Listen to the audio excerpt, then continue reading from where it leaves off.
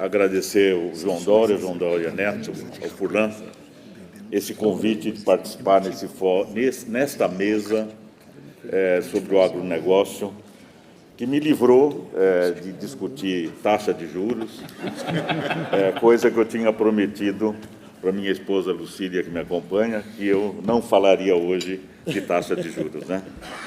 Mas gostaria de destacar a presença do presidente do Congresso, Rodrigo Pacheco, a nossa homenagem pela sua sempre temperança e serenidade na condução, ao lado de um sempre admirável senador Davi Alcolumbre, e a você, Marcos Pereira, o nosso respeito à Câmara dos Deputados e cumprimentando todos os parlamentares presentes. Kátia, a nossa consideração e admiração sempre pela sua liderança na agricultura brasileira. O Isaac Sidney e o Roberto Santos, pela área financeira e pela área de seguros, já falaram ontem com presença marcante nas suas mensagens. Isabela Teixeira, obrigado pelo seu speech ontem, quando você enfatizou que temos de pensar grandes, pensar forte, nunca pensar pequeno. E ao embaixador Fred Arruda, por essa nossa recepção. Eu estou feliz em participar desse painel, porque o agronegócio tem sido espetacular. O Maturro e a Kátia lembrou uns dados históricos, e eu respeito duas coisas na vida. Eu respeito a história e respeito a demografia. E a história do agronegócio brasileiro, ela é formidável.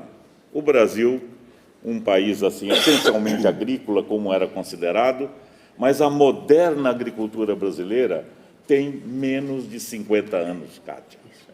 É de 1970 para cá, quando nós não tínhamos ainda... A lavoura da soja é a segunda metade do século XX no Brasil. Então, essa história brasileira é uma conquista formidável, é uma epopeia. O agronegócio brasileiro, nos últimos 40 anos, é uma verdadeira corrida do ouro, se aquilo pode ter grande significado. Nós estamos saindo de pandemia,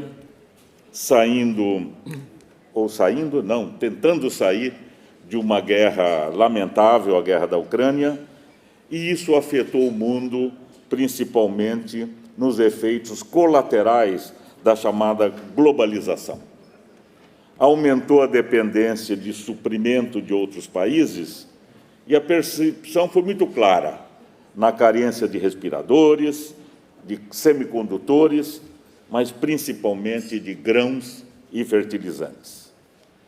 Essa freada na globalização surgiu, evidente, foi inevitável, uma política monetária mais estrita, mas, ao mesmo tempo, ela provocou o mundo na reflexão da agenda ESG, mas principalmente nessa agenda ambiental e na transição energética.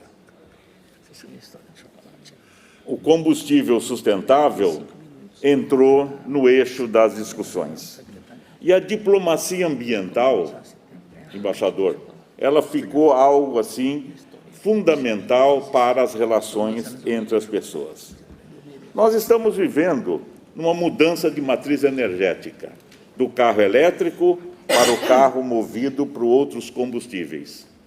E o hidrogênio verde, seguramente, vai ter um papel. Não vou entrar na polêmica se é a favor do elétrico e do hidrogênio verde, mas só sabemos que o carro elétrico, ele tem uma bateria de quase 500 quilos, ele tem um desempenho menor e ele é menos sustentável economicamente, do ponto de vista do equilíbrio, do que o hidrogênio verde, e esta é uma avenida sem fim. Sem fim para que nós possamos, o Brasil, crescer a sua reputação nesse contexto global. A produção de alimentos no mundo, governador Casagrande, ela depende da confiabilidade. que o Brasil tem, e o Espírito Santo tem mais ainda. Confiabilidade de acreditar numa produção agrícola em ambientes sustentáveis que respeite o meio ambiente.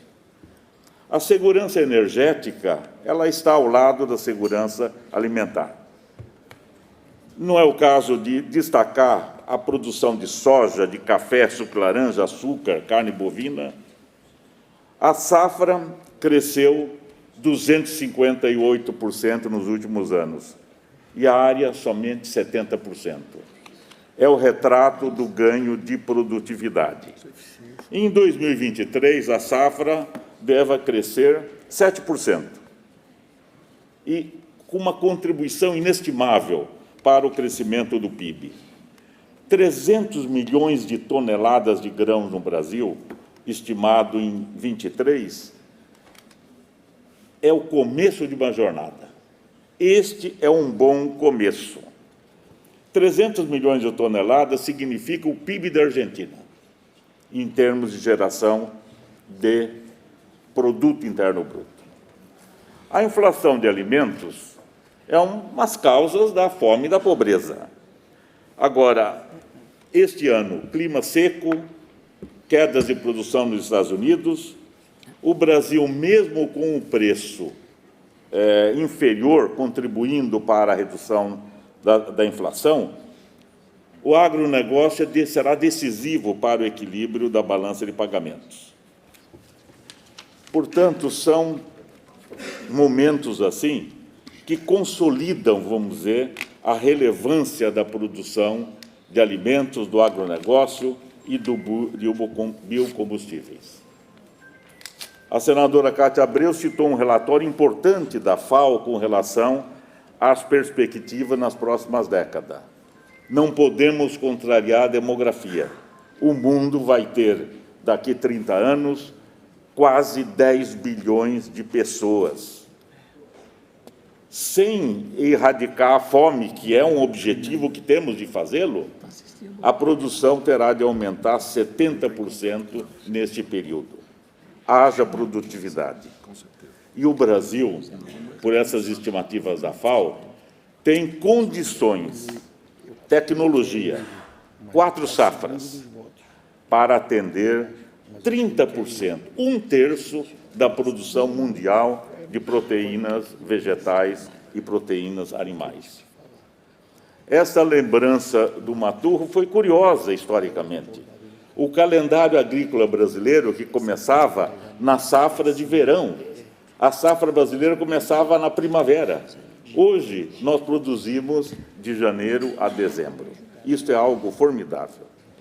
Por isso que participar desse painel, ele me dá certeza da confiança que o Brasil é verde, o Brasil é sustentável, não é só o verde da bandeira, mas é a riqueza brasileira que tem em cima daí. Nós, há uma empresa que trabalho há 54 anos, somos patrocinadores de primeira hora de um dos programas de maior audiência da TV brasileira. O agro é tech, o agro é pop, o agro é tudo. Uma campanha formidável. E o agro, não existe agro sem água. E aí, é surpreendente, para se produzir 1 quilo de carne, se consome 15 mil litros de água. Para se produzir 1 quilo de milho, se consome 1.500 litros de água. E para se produzir 1 quilo de soja, se consome 5.000 litros de água. E aí seria a minha declaração de amor à água. De mar é feito a terra, e de água é feito a gente. Por isso, gostaria de lembrar, e não envolve andando, olhando o rio Tâmisa, e por dever de justiça, envolve reconhecer a você, governador João Dória, o seu esforço de limpar o rio Pinheiros.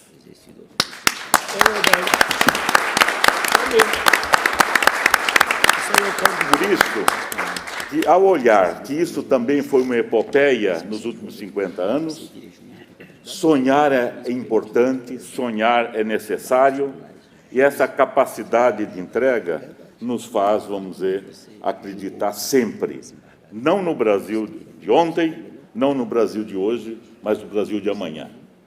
O Brasil é um país formidável. Estamos sem dívida externa, dívida interna controlada, não temos dúvida interna, temos sim uma dívida social.